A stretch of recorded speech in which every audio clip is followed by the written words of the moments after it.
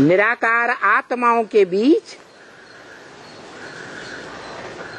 आत्मा आत्मा भाई भाइयों के बीच जो बड़ा भाई होता है, कोई होता है या नहीं होता है?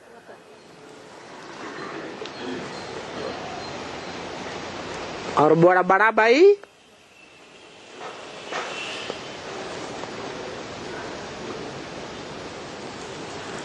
अपने आप बनता है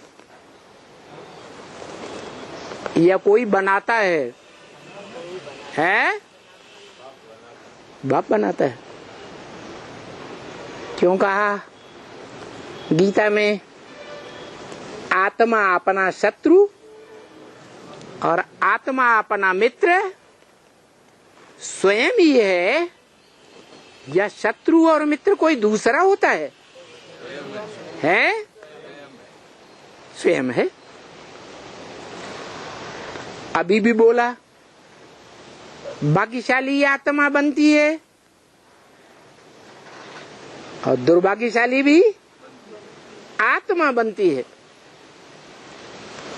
तो अपने आप स्वयं जिम्मेवार है बनने और बिगड़ने के लिए।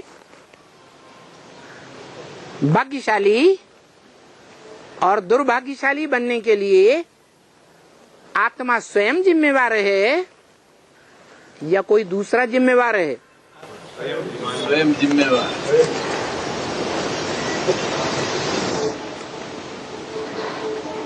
स्वयं ही जिम्मेवार है। इसलिए बाप की प्रॉपर्टी ग्रहण करने में जो बच्चा बड़े ते बड़ा जिम्मेवार बनता है, प्रॉपर्टी संभालने में जिम्मेवार बनता है और प्रॉपर्टी को बढ़ाता है या खलास कर देता है, वो जिम्मेवार बच्चा बढ़ाने वाला।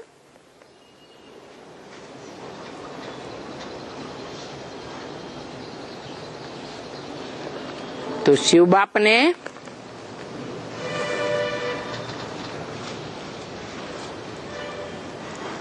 आते ही इस सृष्टि रूपी रंगमंच पर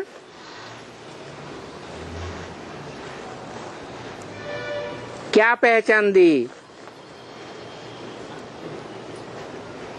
पहले फाउंडेशन में क्या पहचान दी है?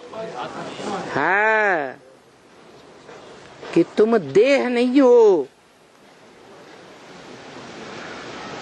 इतना बड़ा दुम्ब नहीं हो,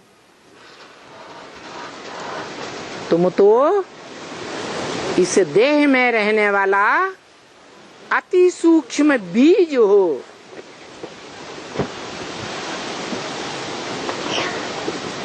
ज्योति स्वरूप हो,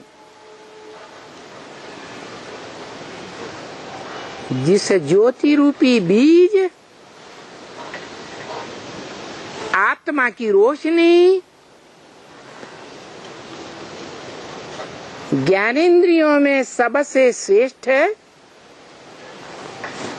कौन सी इंद्रिय? आंखों से निकलती है।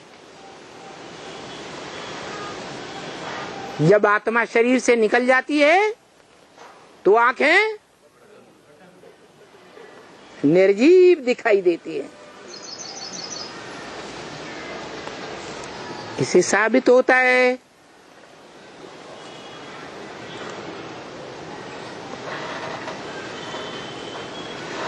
कि आत्मा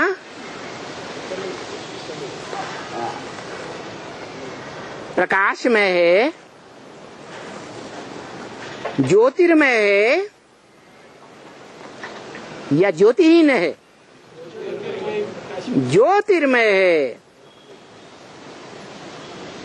एक तो अति सूक्ष्म बिंदु है, दूसरा ज्योतिर्मय बिंदु है, और तीसरी बात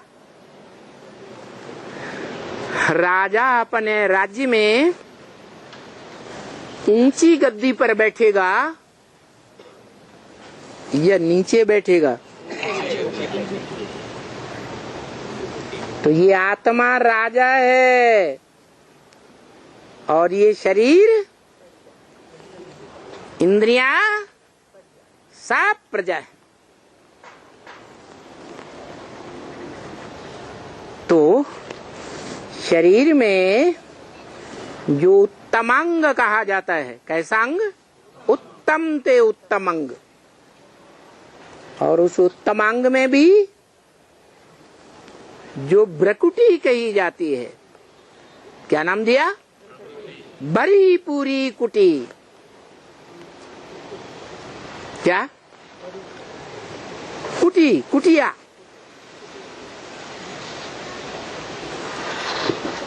उस भ्रकुटी में मध्य में रहने वाली है।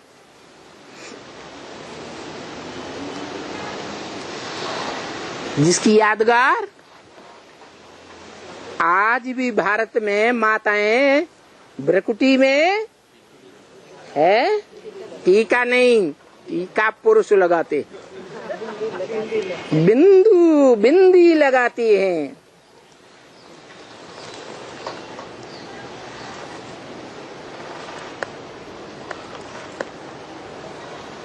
तो तुम आत्मा हो, ज्योति बिंदु हो, इस देह में भ्रकुटी के मध्य रहने वाली हो। और देह भल विनाश हो जाए, लेकिन आत्मा अविनाशी है, इसका विनाश नहीं होता।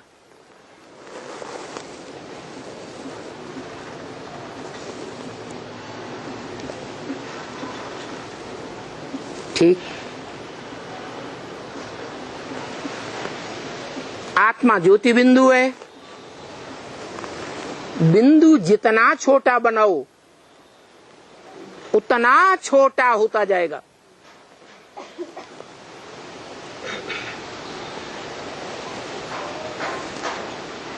आज के वैज्ञानिक भी ये मानते हैं। क्या? जिन्होंने अणुबम बनाया है वो क्या मानते हैं? है अणु जितना सूक्ष्म समझा जा सके, इन आंखों से नहीं, क्योंकि ये स्थूल आंखें हैं, वो तो सूक्ष्म आत्मा है, तो इन आंखों से नहीं देख सकते, तो सूक्ष्म यंत्रों से देख सकते हैं। परंतु यंत्र भी तो कितने भी छोटे हों, स्थूल होंगे या देखने योग्य नहीं होंगे, है स्थूल होंगे। इससे साबित होता है कि ये आत्मा इतना सूक्ष्म ज्योति बिंदु है कि उसको वैज्ञानिक यंत्रों से भी नहीं पकड़ा जा सकता। फिर कैसे पकड़ा जाए?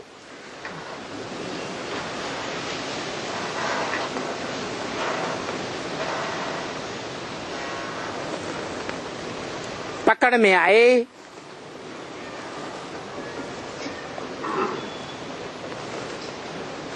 तो उसको स्थिर किया जाए।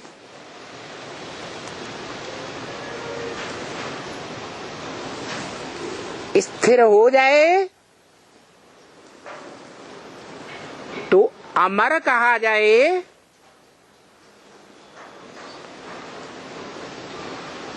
या मृत्यु पाने वाला कहा जाए?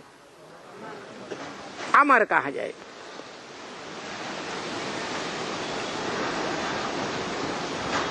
तो उस ज्योति बिंदु आत्मा को, जिसे गीता में कहा है अणु अणियान सम्मनुस्मरेत्य, अणु अणु से भी अणु है।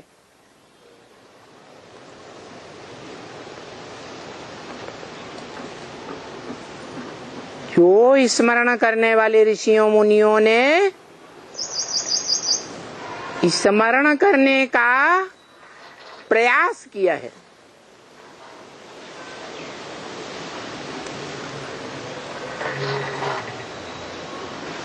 परंतु कोई भी ऋषि मुनि पंडित विद्वान आचार्य ग्रेट फादर्स कहा जाने वाला कोई धर्म पिता नहीं हुआ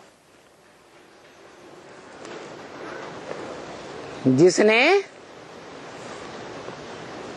मृत्यु पर विजय पाई हो। कोई ने पाई नहीं। क्यों?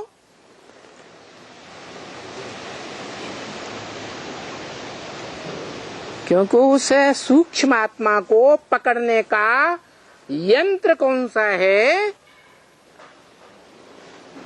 पता ही नहीं किसी को।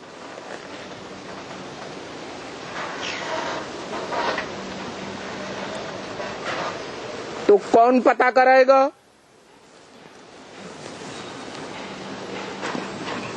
है कोई पता कराने वाला होगा या नहीं होगा? कौन? निराकार आत्माओं का निराकार बाप। आत्मा ज्योति बिंदु अति सूक्ष्म, तो बाप भी निराकार अति सूक्ष्म ज्योति बिंदु। अरे सीधी सी बात, सांप का बाप सांप जैसा लंबा, चींटी का बाप चींटी जैसा छोटा।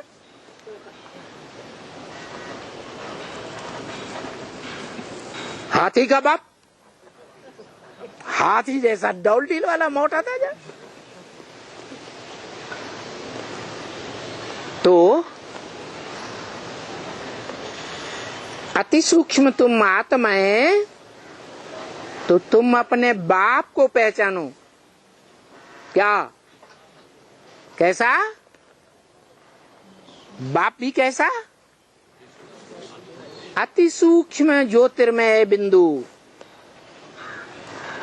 लेकिन ये बिंदु की पहचान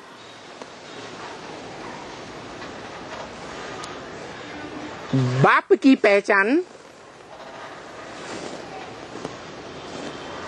वो निराकार ज्योति बिंदु आत्माओं का बाप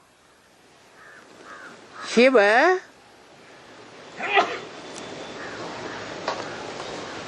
स्वयं तो नहीं दे सकता है? देता है? नहीं। तो किसको निमित्त बनाता है? किसको? बड़े बच्चे को निमित्त बनाता है बाप की पहचान देने के लिए। वो बच्चा, बड़ा बच्चा, वो पहले ही जानता था क्या कि मुझे आत्मा का बाप, निराकार ज्योति बिंदु आत्मा का बाप कौन है, कहाँ है? जानता था? है? नहीं जानता था? है? कौन सी माँ? नहीं।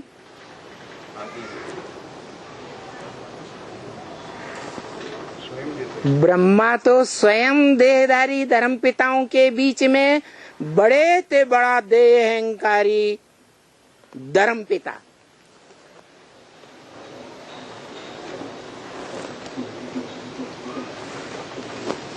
जो स्वयं बड़े ते बड़ा देह अहंकारी धर्म पिता हो, वो आत्माओं का बाप जो देह में आता है, देहधारियों के बीच इस दुनिया में पार्ट बजाता है, फिर भी उसको संग का रंग नहीं लगता, क्योंकि देहधारी में प्रवेश करने के बावजूद भी, देहधारियों के बीच में रहने के बावजूद भी वो बुद्धियोग से सत्तधाम का सदावासी है, रहता है। और आत्मा जो सत्य है, उस सत्य की तेज में ही सदा स्थिर रहता है। अंश मात्र भी उसमें कभी भी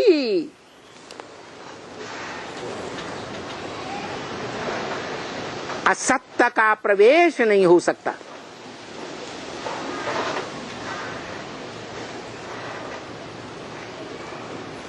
इसलिए संग का रंग भी नहीं लग सकता।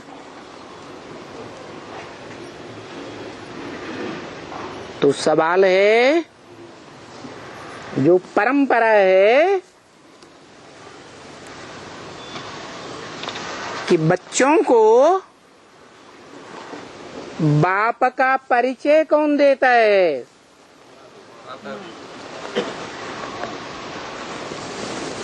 देखो कौन सी माता है?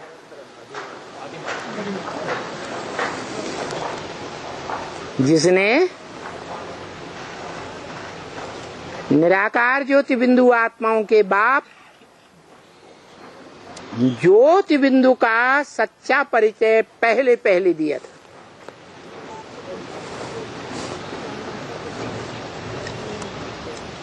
है बड़ी माँ।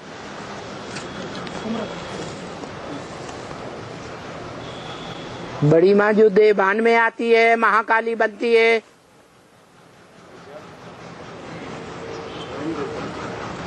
वो बाप का परिचय देती है।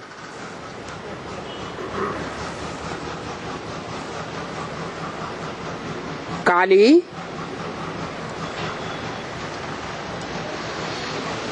कालों को व्यक्त करेगी,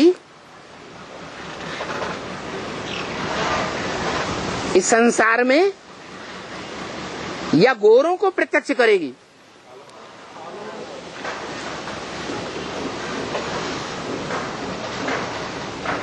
कलमुई होगी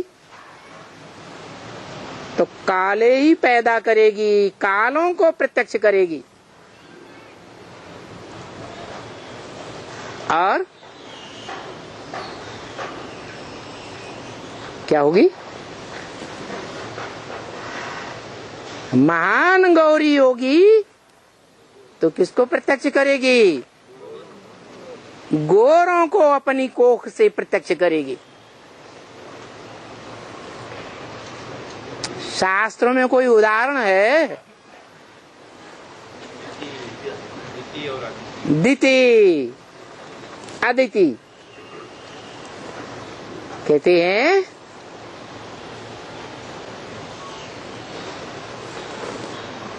जो कश्यप ऋषि थे, काश्य माने तेज, पा माने पीने वाले। क्या पीने वाले? काश रूपी तेज को पीने वाले कश्यप ऋषि की 2 पत्नियां थी।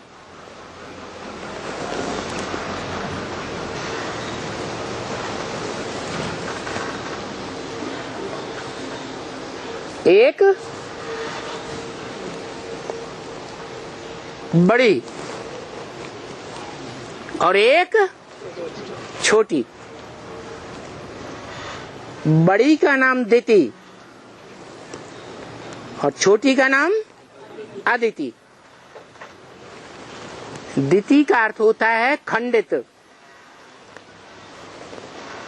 और अदिति का नाम होता है अखंड।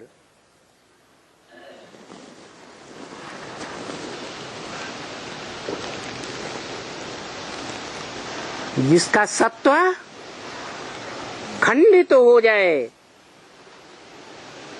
वो दिति,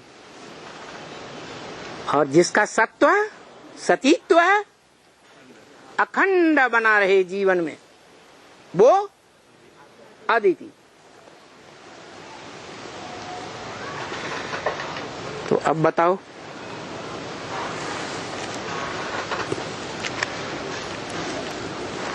कौन सी माता होगी?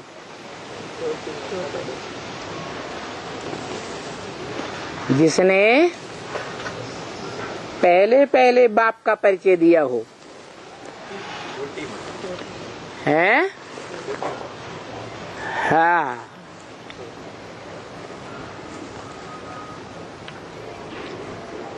जैसे सत्व है, सत्य है आत्मा,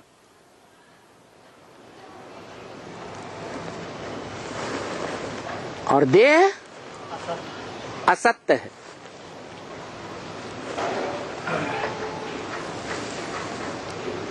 देखा जाए माताएं अनुभव भी करती होंगी। पहले गर्भ में सत्य कही जाने वाली आत्मा आती है, या गर्भ में 5 तत्वों का पुतला बनता है? तो बड़ा कौन हुआ?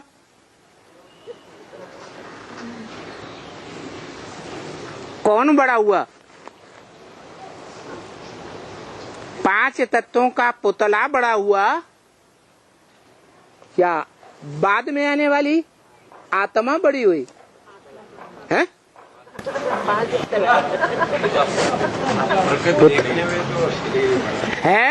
देखने में तो पुतला ही बड़ा, लेकिन पावर तो आत्मा।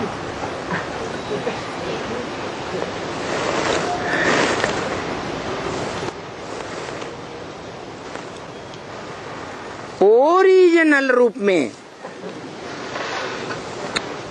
आत्मा दुखदाई या सुखदाई? सुखदाई। और देह दुखदाई। इसलिए बताया कि जब नई सृष्टि का ओरिजिन होता है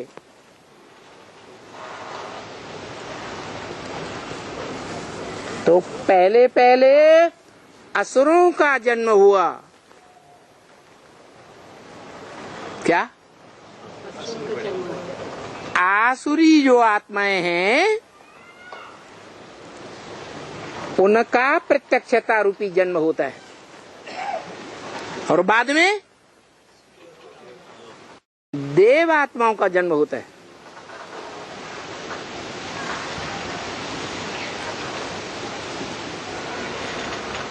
तो असुर बड़े हो गए और देवात्माएं छोटी हो गई।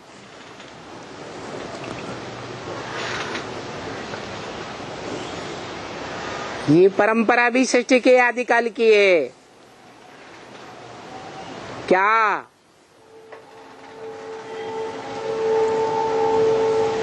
जब ऊंचे से ऊंचा बाप इस सृष्टि पर आता है तो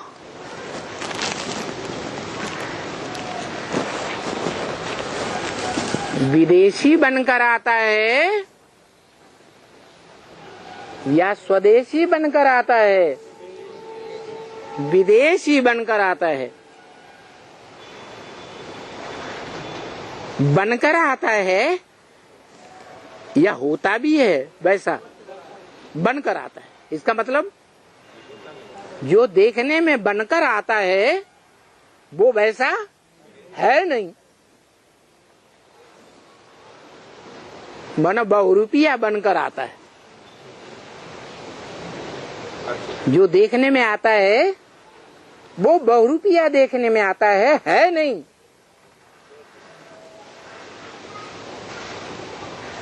इसलिए उसकी यादगार नारियल देगा बनाया हुआ है भक्ति मार्ग में। रियल है या नारियल है? नारियल। और रियल पार्टधारी नहीं है जैसा देखने में आता है। क्या संसार जैसा देखता है, समझता है, वैसा रियल नहीं है, माना नारियल है। रियलिटी कुछ और है। कब? जब भगवान की जो ऊंचे ते ऊंचा रचयिता है वो इस सृष्टि रूपी रंगमंच पर नई दुनिया जब रचता है तो वो ऊंचे ते ऊंची स्टेज में रहने वाला नारियल जो कहा जाता है वो बीज नारियल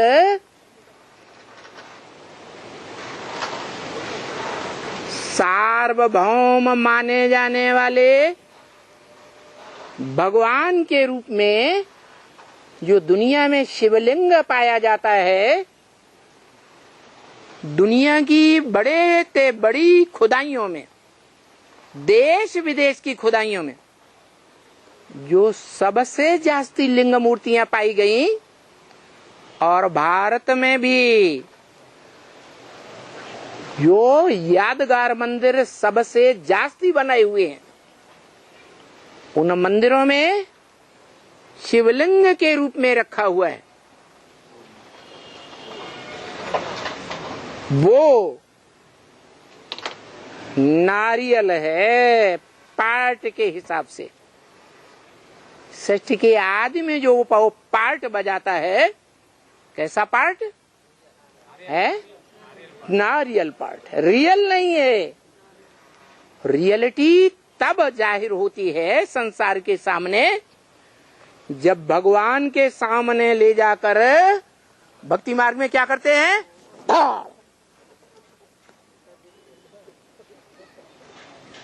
फोड़ दिया जाता है।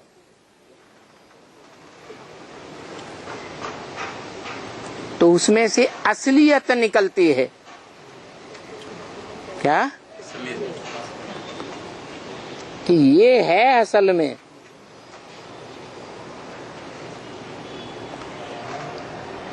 पहले तो जो देखने में आता था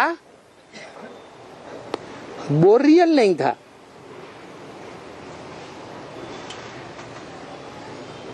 तो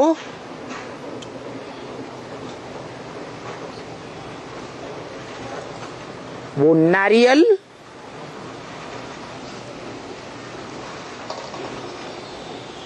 विदेशी बनकर आता है। दिखावा कुछ और अंदर से कुछ और। नारियल को भी 3 आंखें होती हैं।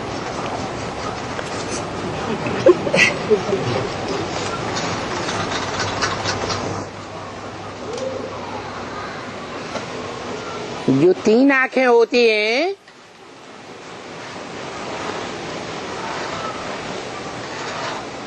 वो स्थूल में होती हैं या अव्यक्त में होती हैं? इन आंखों से देखने में जो आता है वो है व्यक्त, और जो इन आंखों से देखने में नहीं आता वो अव्यक्त। तो नारियल में जो 3 आंखें होती हैं वो देखने में आती है? नहीं आती? आती है। पूरा छीनने के बाद। हाँ जी, उसका देवभान का छिलका उतर जाए, डबल डबल छिलका है, वो सारा छिलका उतर जाए और अंत में जो हार्ड से हार्ड छिलका है वो भी धाड़ से जब टूट जाए तब प्रत्यक्ष होता है।